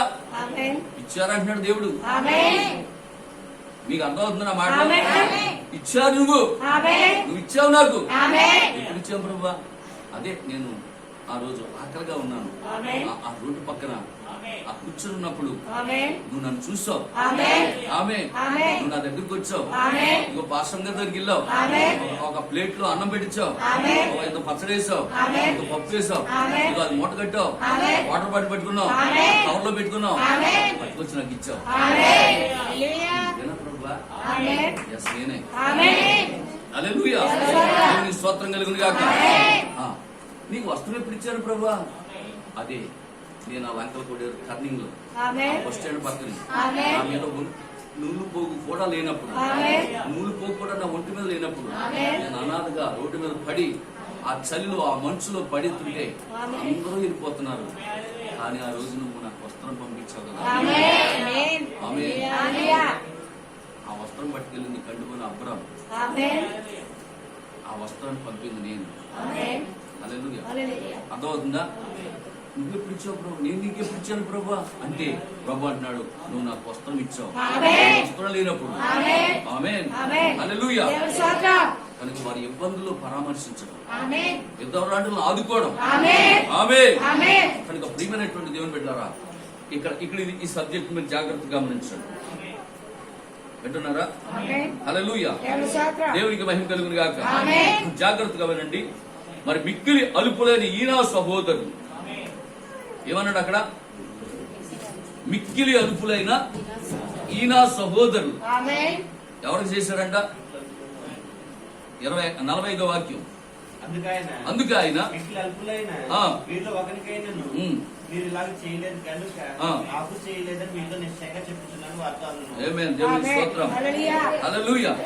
దేవునికి మహిమ కలుగును గాక. అంటున్నారా? అలుపులైనటువంటి వారికి చెయ్యాలి. 40వ వాక్యం. అందుకు రాజు మిక్కిలి అలుపులైన నా సహోదరుల్లో ఒకనికి ఆమేన్. నా సహోదరు. జాగ్రత్తగా ఈ మాట అండర్లైన్ చేసుకోండి. ఎందుకు చెప్తున్నాను బాగా గుర్తుంచుకోండి. నా సహోదరులు అని ఎందుకన్నా ఇక్కడ ఏం చెప్పాడు? విధవరాండ్రులు, నిష్కళంకమైన భక్తి ఏంటి? విధవరాండ్రులు ఆదుకోవడం, దిక్కులేని ఆదుకోవడం అంటున్నారా? అది నిష్కళంకమైన భక్తి. మరి ఇక్కడేమంటున్నాడు? ఈ నా సహోదరులు. సహోదరులు అంటే అర్థం ఏంటి? దిక్కులేనోళ్ళ? దిక్కులేనోళ్ళు అంటే ఎవరు లేనోళ్ళు. కానీ ఇక్కడేమంటున్నాడు? ఈ నా సహోదరులు అంటే ఉన్నారా? ఆమేన్. ఇప్పుడు రండి 12వ అధ్యాయం 47వ వాక్యంలోకి వెళ్ళండి. మత్తయి సువార్త 12వ అధ్యాయం 47వ వాక్యంలోకి వెళ్ళండి. మత్తయి సువార్త 12వ అధ్యాయం 47వ వాక్యం. అప్పుడు ఒకడు, ఇదిగో నీ తల్లి నీ సహోదరుడు నీతో మాట్లాడడానికి వెలుపల నిలిచి ఉన్నారని ఆయన అంటే యేసు ప్రభు గారితో చెప్పాడు. ఒకడు వచ్చి అందుకు ఆయన తనతో ఈ సంగతి చెప్పిన వానితో చూచి ఆమేన్ ఆమేన్. ఎవరికి అర్థం కాదా? అర్థమైతే అలాగే అనుకుంటారు. ఎవరు వచ్చారమ్మా అంటే యేసుబాబు బహుశా ఆ గొప్ప పెద్ద మీటింగ్ లో ఉన్నాడు, బాగా బిజీగా ఉన్నాడు, బాగా చక్కటి పెద్ద మీటింగ్ లో ఉన్నాడు యేసుబాబు. ఆ సరిగ్గా సమయంలో ఒక ప్రాముఖ్యమైనటువంటి ఒక వ్యక్తి అంటే యేసుబాబు దగ్గర డైరెక్ట్ వెళ్ళిపోతున్నాడు అంటే అర్థం ఏంటి? ఎవరు పడతాడు వెళ్ళిపోతారా? ఇప్పుడు సీఎం గారి దగ్గరికి వెళ్ళిపోవాలంటే ఎవరు పడతాడు వెళ్ళిపోతాడా? అతనికి సన్నిహితంగా ఉన్న వ్యక్తి మాత్రమే వెళ్తారు. కాబట్టి ఇప్పుడు యేసు ప్రభు వారి దగ్గరికి వెళ్ళిన వ్యక్తి యేసు ప్రభు వారికి బాగా సన్నిహితమైనటువంటి వ్యక్తి. అలాంటి సన్నిహితమైనటువంటి వ్యక్తి యేసు ప్రభు వారి దగ్గరికి వెళ్ళి ఏమన్నారు? నాయనా ఇగో ఎప్పుడు నీ గుండె కొట్టాలి కానీ బాబా మీ అమ్మ వచ్చింది, మీ తల్లి వచ్చింది, మీ సహోదరుడు వచ్చాడు.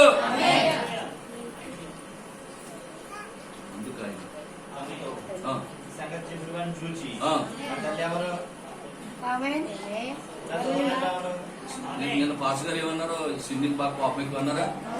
అన్నారు లేదా? స్తోత్రంనైనా ఇప్పుడు విజయం అనుకుంటుంది ఈ ముఖం చెప్పొద్దునాక స్తోత్రం అనే చెప్పండి. పెళ్లికి ముందు చెప్పాలి మా కుర్రోడు కోపం ఎక్కువమని. ఏ పిల్లైనా వస్తుందా? చెప్పండి. ఎంత కోపం అయితే నాకెందుకులేండి పడి ఉంటానులేండి అన్న పిల్లలు ఉన్నారా? ఏమా చెప్పండి. కోపం పురుషులు లక్ష్మణది కోపం అంటూ ఉంటుంది, అందరికీ ఉంటుంది కోపం, ఉండదా? నాకు ఇంకా ఎక్కువ, చిన్ని గడ్డ ఎక్కువ, నాకంటే ఎక్కువ యేసుబాబుకి. నాయన మీ తల్లి, నాయన ఎవరా తల్లి? ఎవరు నా తల్లి? ఎవరు నా సహోదరుడు? సొంత తల్లినట్టుని, సొంత తల్లినట్టుని తల్లి ఎవరంటవా? ఇంకేందైనా తమ్ముడట్టుని సహోదరునట్టుని ఎవరంటవా? అంటే ఆయన కోపం వచ్చిందా రాదా? కోపం వచ్చిందా? ఎవరు నా తల్లి, ఎవరు నా సహోదరుడు చెప్పండి అని చెప్పి తన శిష్యుల వైపు చేయి చాపి, ఇదిగో నా తల్లి, నా సహోదరులు వీళ్ళే, పరలోకమందున నా తండ్రి చిత్తము చేయవాడే నా సహోదరుడు. దగ్గర చెప్పండి, దేవుని స్తోత్రం కలుగునుగాక. హల్లెలూయా. ఎవరు పట్టేవాడు కాదు, ఆమె నా తల్లి కాదు, వాడు నా సహోదరులు కాదు. ఆమె ఎవరు నా సహోదరులు అంటే పరలోకమందున్నటువంటి నా తండ్రి చిత్తము ఎవరైతే నెరవేరుస్తున్నారో వాళ్ళే నా సహోదరులు. ఆమేన్. ఇప్పుడు పరలోకమందున్నటువంటి తండ్రి చిత్తం నెరవేరుస్తున్న చిన్ని విజయాలు ఇప్పుడు మనకి సహోదరి సహోదరు. ఇప్పుడు వాళ్ళకి చేస్తే చెప్పండి, ఇప్పుడు వాళ్ళకు మనం చేస్తే అలుపులైన మన 40 వాక్యాలు కదా, ఈయన అలుపులైన ఈయన సహోదరులకు చేస్తే నాకు చేసినట్లే అన్నాడా? అంత ఉంది, ఊరికే చేయట్లా. ఆమేన్. ఇప్పుడు మనం చేస్తే వాళ్ళు కానీ మనం తిరిగి చేస్తారని మనం చేస్తామా? చెప్పండి. అట్టెట్టినట్టుగా అట్టున్నారా అని మనం ఊహించమా? ఆశించమా? లేదు. కానీ బైబిల్లో ఉన్నటువంటి వాక్యమును ఏం చేస్తున్నాం? నెరవేరుస్తున్నాం. హల్లెలూయా. అల్పులైన అని అంటాడు, అలుపు మిక్కిలి అలుపులైన ఈయన సహోదరులు ఒకరికి మీరు చేసేది కనుక నాకు చేసేదని నిశ్చయముగా మీతో చెప్పుతున్నారని. ఆమేన్. అందుకే అంటున్నాడు, ఆశీర్వదించబడిన వాళ్ళరా రండి, లోకము పుట్టక మునిపే మీ కొరకు నేను రాజ్యం సిద్ధపరిచాను, దాన్ని స్వతంత్రించుకోండి. దాన్ని స్వతంత్రించుకోవడానికి హక్కుదారులు మీరే. ఎందుకంటే నేను ఏది చెప్పానో అది మీరు చేస్తున్నారు కనుక. నా కన్న తల్లి దాన్ని చేయకపోయినా ఆమె నా తల్లి కాదు. నా తోడబుట్టిన సహోదరుడు దాన్ని చేయకపోయినా వాడు నా సహోదరులు కాదు. నా తండ్రి చిత్తము చేసే ప్రతి స్త్రీ నా సహోదరి. నా తండ్రి చిత్తము చేసే ప్రతి సహోదరుడు, ప్రతి పురుషుడు నా సహోదరు. వారి కొరకే నేను లోకాన్ని సిద్ధం చేశాను, ఒక పరలోక రాజ్యాన్ని సిద్ధం చేశాను. అందుకే అంటున్నాడు, నా తండ్రి చేత ఆశీర్వదించబడిన వాళ్ళ అన్నాడా. దేవునికి స్తోత్రం. హల్లెలూయా. దేవునికి మహిమ కలుగును గాక. సంపాదించుకోండి, స్వతంత్రించుకోండి. ఆమేన్. హల్లెలూయా. కనుక ప్రియమైనటువంటి దేవుని బిడ్డలారా, యోబు గ్రంథం 29:12. యోబు గ్రంథం 29వ అధ్యాయం 12వ వాక్యం. ఎలాగనగా మొర్రపెట్టిన దీనులను, తండ్రి లేని వారిని, సహాయం లేని వారిని. ఆమేన్. ఎవరు? యోబు విడిపించాడా? యోబు కాదు, దేవుడే విడిపిస్తున్నాడు. ఆమేన్. 11వ వాక్యం. సిద్ధమై ఉన్న వారి విధవరాండ్ల హృదయమును ఏం చేశాడంట? విధవరాండ్ల హృదయమును సంతోషపెట్టాడు. 15వ వాక్యం. గుడ్డివారికి నేనే కన్నులనైతిని, దరిద్రులకు తండ్రిగా ఉన్నాను. హల్లెలూయా. తల్లి ఆయనే, తండ్రి ఆయనే. మనం చేసేది కొంచెమే, మనం చేసేది చిన్న పనే, కానీ అది దేవుని దృష్టిలో విలువైంది. హల్లెలూయా. దేవునికి స్తోత్రం కలుగును గాక. ఆమేన్.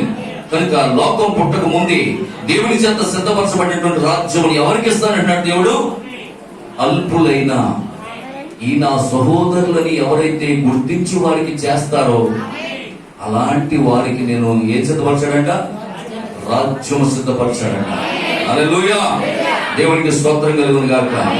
కనుక ఎవరు ఆ అలుపులైనటువంటి వారంటే ఎవరైతే నిస్వార్థమైనటువంటి భక్తి చేస్తారో, నిస్వార్థమైనటువంటి సేవ ఎవరు చేస్తున్నారో, ప్రతిఫలం ఆశించకుండా ఎవరైతే స్వార్థ పరిచయం చేస్తారో అలాంటి వారికి నువ్వు సహాయం చేస్తే ఆ రాజ్యాన్ని నువ్వు స్వతంత్రించుకుంటావు. ఆమేన్. హల్లెలూయా. కనుక నేను దినాన్న ప్రకాష్ గారు చెప్పింది చాలా కొంచెమే, తక్కువే వాళ్ళ గురించి చెప్పింది. కానీ వాళ్ళ గురించి చెప్పాలంటే చాలా ఉంది. స్వార్థ పరిచర్యలో వాళ్ళ యొక్క జీవితాన్ని త్యాగం చేశారు. ఆ యవ్వన కాలంలో ఎన్నో కోరికలు ఉంటాయి. ఆ కోరికలను వాళ్ళు త్యాగం చేసుకొని సెకండ్ సాటర్డే వస్తే చాలండి, అందరూ ఎంజాయ్ చేస్తారు. కానీ వాడు మాత్రం సెకండ్ సాటర్డే వస్తే చాలు, ఏ ఊరు వెళ్ళాలి, ఎక్కడ సువార్త చేయాలి, ఎవరికి కరపత్రికలు పంచిపెట్టాలి అని వాడి యొక్క ఆలోచన అంతా కూడా పరలోకపు ఆలోచన ఉంటుంది. వింటున్నారా? కనుక ఇప్పుడు మనం ఎవరికి చేయాలంటే సువార్త పరిచర్యలో ఉన్నటువంటి వారికి మనం ఏం చేయాలా? సహాయపడాలి. అదే చెప్పారు మీకు. నిష్కళంకమైన భక్తి వేరు, నిష్కళంకమైన భక్తి వేరు. ఏంటది? పేదలను ఆదరించడం, దిక్కులేని వారిని ఆదరించడం, ఇంకేంటి తండ్రి లేని వారిని ఆదరించడం. ఇదేం భక్తి? ఇది చెయ్యొద్దని అన్నాడా? చెయ్యమన్నాడు, అది చెయ్యండి. అయితే ఇంకో భక్తి ఉంది, సంపూర్ణ భక్తి. ఆమేన్. తిమోతికి రాసిన మొదటి పత్రిక 2వ అధ్యాయము 1-2 వాక్యాలు. తిమోతికి రాసినటువంటి మొదటి పత్రిక 2వ అధ్యాయము 1-2 వాక్యాలు. మనము సంపూర్ణ భక్తియు మాన్యతయు కలిగి నెమ్మదిగాను బ్రతుకు నిమిత్తం అన్నిటికంటే ముఖ్యముగా మనుషులందరి కొరకు, రాజుల కొరకు, అధికారులందరి కొరకు విజ్ఞాపనములను, ప్రార్థనలను, యాచనలను, కృతజ్ఞతాస్తుతులను చేయవాలని. ఆమేన్. హల్లెలూయా. దేవునికి స్తోత్రం కలుగును గాక. సువార్త పరిచర్యలో వాడబడుతున్న ప్రతి కుటుంబం కొరకు, ప్రతి సేవకుని కొరకు నువ్వు ప్రార్థించాలి, సహాయపడాలి. అది సంపూర్ణ భక్తి. ఆమేన్. హల్లెలూయా. సామెతల గ్రంథము 14వ అధ్యాయం 21వ వాక్యం. సామెతల గ్రంథం 14వ అధ్యాయం 21వ వాక్యం. త్వరగా.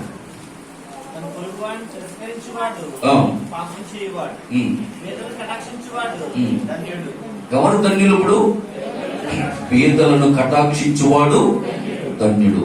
ఈ లోకంలో ప్రియులారా, మనకు కలిగి ఉన్నవి వాటిలో మనం ఎవరిని కటాక్షించాలంటే పేదలను కటాక్షించాలి. 22:7 కూడా చదవండి, నేను ముగిస్తాను. 22 సామెతలు 22:7. ఐశ్వర్యవంతుడు ప్రభుత్వం చేయను, అప్పు చేయవాడు అప్పిచ్చిన వారి కంట దాసుడు అంట. బైబిల్ చెప్తుంది యెహోవాకు అప్పిచ్చువాడు. పేదలను కనికరించేవాడు అవుతాడు. పేదలను కనికరించేవాడు యెహోవాకు అర్పించేవాడు. అర్థమవుతుందండి? పేదలను కనికరించేవాడు ఏమవుతాడు? యెహోవాకు అర్పించేవాడు. అయితే అప్పిచ్చేవాడు మళ్ళా ఏమవుతాడు? అప్పు తీసుకున్నవాడు దోషుడు అవుతున్నాడు. మీకు అర్థమైందా? ఏమే హల్లెలూయా. కనుక ఈరోజు మరి నిజంగా దేవునికే మనం అప్పిస్తున్నామంటే ఏం చేస్తున్నామంటే పేదలను కనికరిస్తాం. ఇప్పుడు మనం చూడండి, అప్పితే మనకు ఇప్పుడు దాని దోషుడా? యశుప్రభుని దాసుడా? కాదు కాదు. దేవునికి స్తోత్రం కలుగుగా. పేదలను కటాక్షించండి. ఎవరైనా సరే నిజంగా మిమ్మల్ని అప్రిషియేట్ చేస్తున్నాను, అభినందిస్తున్నాను. మరి ఎవరో వస్తారు సడన్ గా ఓ పేపర్ పెట్టుకుని, ఏమంటే మేము అనాథలు అండి, మాకు ఎవరు లేరండి, లేకపోతే మాకు సహాయం లేదండి, మాకు ఇల్లు కాలిపోయిందండి, గుడి పెట్టుకుంటున్నామండి, ఏదో వస్తారు. కానీ ఇక్కడ విన్న వాక్య ప్రకారం మీరు అందరూ కూడా చాలా నిజంగా నేను చాలా ఆనందిస్తూ ఉంటాను. వాళ్ళకి ఎంతో చాలా హెల్ప్ చేసి పంపిస్తూ ఉంటారు. అలాంటిది మరి మన సంఘంలోనే మన సహోదరులు కానీ ఎవరికైనా ఇలాంటి అవసరతలు ఉన్నప్పుడు మనం ఏం చేయాలంటే వారికి మనం సహాయపడాలి. ఇది అపోస్తుల కాలంలో, మొదటి సంఘ కాలంలో జరిగింది, అపోస్తులైన పౌలు కాలంలో. ఇప్పుడు మళ్ళా మనం ఎక్కడికి వచ్చేసామంటే తిరిగి మళ్ళా ఎఫెసులోకే మనం వచ్చేసాం. ఎఫెసులోకి వచ్చేసాం మనం అని చెప్పుకుంటున్నాం. కానీ అయితే ఈ కార్యాలు జరుగుతున్నప్పుడు మన ముందు ఏం జరుగుతుందో తెలుస్తుందో తెలుసా? అంటే ఎఫెసులో మనం ఉన్నామన్నమాట. ప్రవక్త చెప్పాడు, మీరు లౌదైకాన్ని దాటి మళ్ళా తిరిగి ఎఫెసులో ప్రవేశపెట్టబడ్డారు. కాబట్టి ఈ గుణ లక్షణాలన్నీ మనలో వస్తున్నాయంటే అర్థం ఏంటో తెలుసా? మనం నిజంగానే ఎఫెసులోకి అడుగు పెట్టాము. కాబట్టి వాళ్ళు ఆ కాలంలో వాళ్ళు ఏం చేశారు? వాళ్ళకి కలిగినది తమది కాదు అనుకొని వారికి ఉన్న వాటిని వాళ్ళు ఏం చేశారంట?